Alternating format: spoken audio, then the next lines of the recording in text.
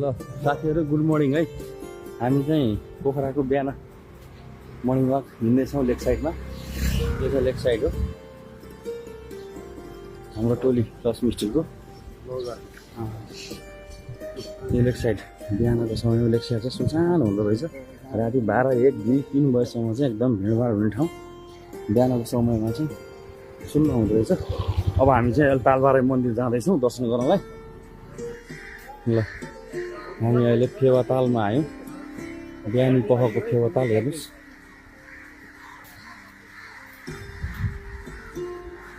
फेवाताल तालबारे मन्दिर उहाँ छ। हामी तालबारे मन्दिर जाँदैछौँ। यो फेवाताल हो लेक साइडको मर्निङ वाक। माछा मार्दै हुनुहुन्छ माझ्दै। ल हामी अब तालबारे जाने ढुङ्गा स्टेसनमा आयौँ। होइन त बेलुन ओहो चस्मा बेच्नुभयो यहाँ। यो तालबारे जाने ढुङ्गा स्टेसन हो।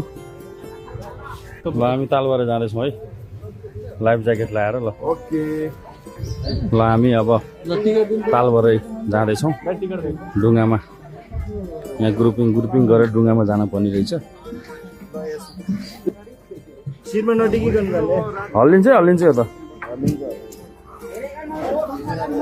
फाइनल्ली हामी ढुङ्गामा बस्यौँ है। ल है लाग्यो।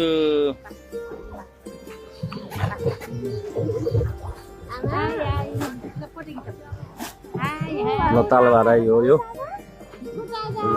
हामी अब तालबाराई मन्दिरमा जाँदैछौँ।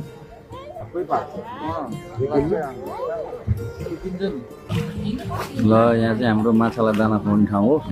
यहाँ चाहिँ माछा कन्नर छ। उतातिर मसुरी घाँसको हो, मसुरी घाँसको। अहिलेको यो निर्मित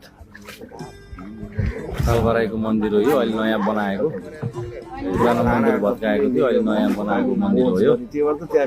ल कहानी दिनु न त। अनि त्यही कारणले गर्दाखेरि चाहिँ मान्छेको पाप धर्म भने त्यहाँ देखाउँछ क्या। पुस्ताबाई जाने त हो। ल हामी ढुङ्गा चढेर तालबाराई मन्दिर आयौँ। यो तालबाराई मन्दिर। ल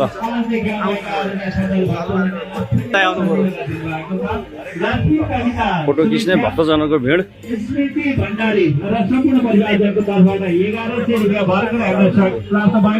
सबै परिवार जन्म माता तालबारे सबै परिचयहरू पनि भन्न चाहन्छौँ भने त्यसै गरी रामपुर सामाखुसी देखि आउनुभएका आदरणीय सर्वल भक्तजन मन्दिर अझै बनिसक्यो।